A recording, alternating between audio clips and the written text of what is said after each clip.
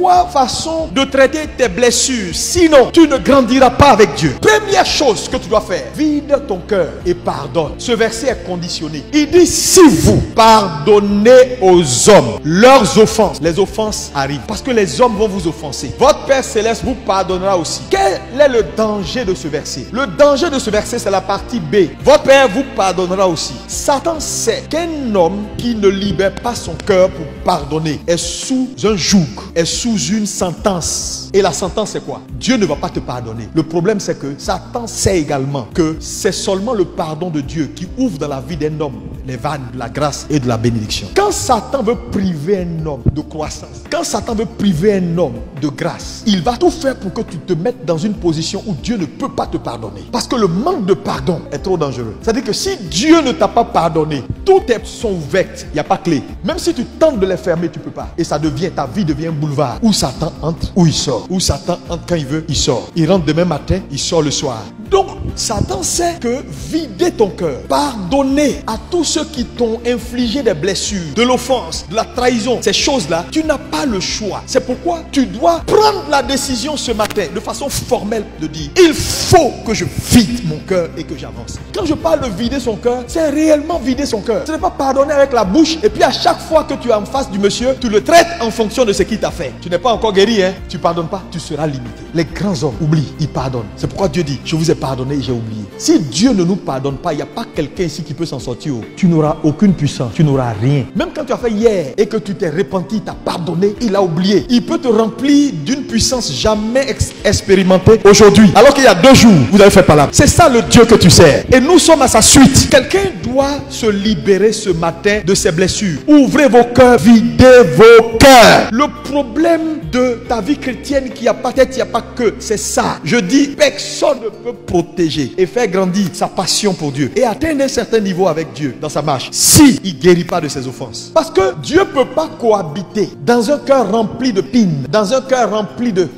ce qui m'a fait, moi aussi je décide. Donc tout ce style de vie lié aux décisions que tu as prises à cause du monsieur là, il faut laisser ça. Tu n'es pas comme ça, tu es en train de te dénaturer. Et Dieu ne peut pas mettre la main sur quelque chose qu'il n'a pas initié. Voilà pourquoi même les choix de vie que tu as décidé d'avoir ne prospèrent pas. Parce que c'est des choix de vie à la suite d'une blessure. Les offenses font partie de la vie. Satan sait pourquoi les offenses font partie de la vie. Les gens viennent à l'église, ils font ce qu'ils veulent. Pourquoi? Parce qu'ils sont blessés dehors. Vous ne voyez pas dans l'église qu'on a beaucoup de mal souvent à mettre les gens ensemble. Quelqu'un qui est blessé dehors et qui entre dans l'église et qui n'est jamais guéri, il va vous blesser. Vous allez prier, vous n'allez jamais comprendre la soeur, vous n'allez jamais comprendre le frère, jusqu'à ce qu'un jour, il s'assoit pour vous dire, en réalité, ce que je suis que vous n'aimez pas là, voilà d'où ça vient. C'est pourquoi vous devez guérir. Si vous ne guérissez pas, vous devenez un problème pour les autres. Moi je connais des gens, pasteur, si je viens à l'église, ça que toi, hein? Moi je ne veux même plus venir. Attends que je vois ce monsieur là, quand je vois sa tête, pasteur, je ne peux plus prier, je ne peux plus être concentré même à suivre le culte. Tu es arrivé à ce point où un homme te contrôle comme ça veut dire Jésus a perdu le contrôle sur ta vie. Parce que quand Jésus est la personne là qui a plus d'influence sur toi, je ne m'assois pas dans la salle parce que je ne veux pas voir X parce qu'il m'a blessé. Frères et sœurs, quand on refuse de guérir, quand on refuse de pardonner, la seule voie guérie de ses blessures, c'est vider son cœur et pardonner. Le pardon, c'est l'antidote pour commencer à grandir. Retenez ceci, on ne peut pas aménager Dieu dans un environnement pourri. On ne peut pas faire grandir Dieu dans un environnement corrompu. Les blessures, c'est de la corruption. L'amertume dans le cœur, c'est de la corruption. Deuxième étape pour guérir, quand tu as pardonné, décide d'avancer. Philippiens 3, verset 13 à 14. Oubliant ce qui est en arrière et me portant vers ce qui est en arrière, ce qui est passé là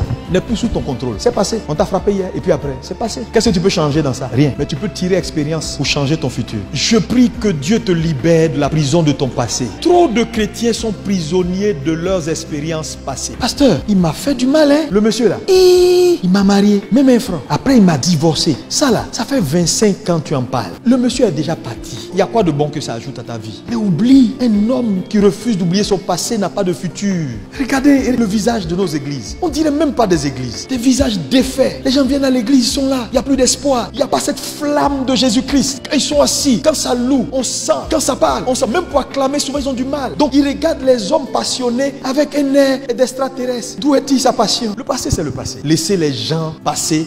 Quelqu'un t'a fait du mal, laisse-le dans le passé. Quelqu'un t'a blessé, laisse-le. Quelqu'un t'a trahi, laisse-le. Quelqu'un t'a fait du mal, laisse tomber. Guéris de ta blessure. C'est la seule alternative pour avoir du volume. Regardez Joseph. Joseph, ses frères commencent à se repentir. Oh, fais de nous tes esclaves. Il commence à rire. Il dit, oh, je ne suis pas Dieu. Ça prouve qu'il a pardonné. Il dit, non, moi je ne suis pas Dieu pour vous punir. Il dit, vous avez médité. Tu as changé ça en bien. Entre nous deux, les deux groupes là, si quelqu'un doit danser, c'est qui? C'est moi. Qui suis aujourd'hui dans le bien que vous avez participé à...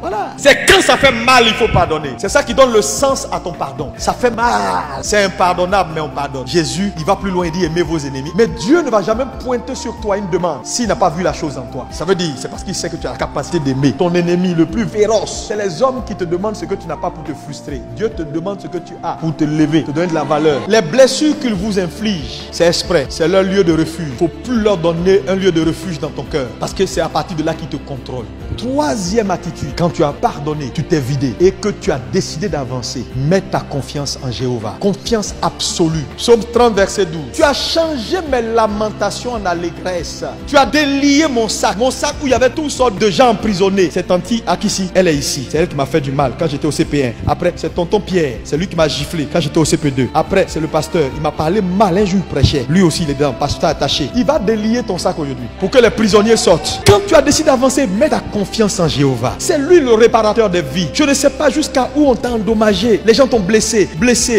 Partout où tu vas, il y a surnom sur toi. Ils ont mis surnom. Frère, faut pas les en vouloir. Ne garde pas ça. Faut pas rester là tout le temps ruminer. Décide de mettre ta confiance en Jéhovah et d'avancer. Voilà son travail. Il te prend dans les trucs et puis quand il te positionne, tout le monde te regarde. Ouais, ça, c'est le doigt de Dieu. David, le roi David, petit, né d'une relation illicite. David même a prophétisé dans son psaume. Il dit, ma mère m'a conçu dans le péché. Ça veut dire quoi? C'était pas un enfant légitime. Hein? On dit, Dieu vient par le prophète Samuel. Il dit, bon, trouvez-nous le prochain roi d'Israël. Papa Esaïe. Il dit, bon, appelez-moi tous les enfants. Allez, mettez-les là. Il oublie même qu'il a un fils qu'on appelle David. Voilà un homme rejeté, un homme banalisé. 3 relations illicites. Où j'étais saoulé, je suis sorti avec une prostituée. Quoi de bon qui peut sortir de toi? Alors que la reine est là, la princesse, celle dont les parents sont bien élevés. Ses enfants sont intelligents. Donc voilà les grands frères de David, les chefs militaires, les directeurs généraux. Ils sont venus, j'étais là comme ça, bien sapés, bien propres, parce qu'eux se lavent. David est derrière les moutons pendant qu'eux sont en train de manger. Et le prophète vient, il dit, bon, on va commencer. Et puis il lance le sort. Dieu dit, je l'ai rejeté. Deuxième, troisième, quatrième. À un moment donné, il est perplexe. Il dit, attends, Dieu m'a parlé ou il m'a pas parlé? À un moment donné, il pose la question au papa de David. Est-ce que ce sont tous tes enfants qui sont alignés là? Il dit, oh! Papa dit, excuse-moi, prophète. Je me suis souvenu que c'est lui on envoie. Il est derrière les brebis là-bas, il sent mauvais. Le prophète dit, personne n'a le droit de s'asseoir jusqu'à ce que David revienne. Voilà sa première gloire. Quand le prophète le voit venir, c'est lui le choix de Dieu. Il court, il verse l'huile sur sa tête et il établit roi. David, malgré toutes les frustrations, les blessures, est resté un homme au bon cœur. Même dans un trou, on va te localiser. Ce message là, c'est prophétique. Hein? Garde ta foi en Dieu. Il est celui qui répare l'irréparable. Tu as subi quoi? Tu n'es pas allé à l'école, on t'a méprisé. Quand tu parles même, c'est compliqué. Même tes erreurs passées, Dieu les savait avant. Il les a intégrées dans le processus d'amener à ta destination.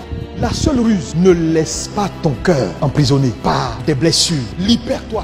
Des offenses, ça peut t'empêcher de voir ton feu allumé. Ce verset-là, il faut souligner ça propre. Il met sa gloire à oublier les offenses. Oublier, laisser. Dieu sait que c'est pas bon. Ta mémoire doit retenir une seule chose, ce que Dieu a fait, qui est bon, que Dieu a fait hier. C'est sur ça seulement que tu es qualifié à garder les exploits de Dieu hier pour qu'elle te catapulte et qu'elle te donne de l'énergie pour ce qu'il fera demain.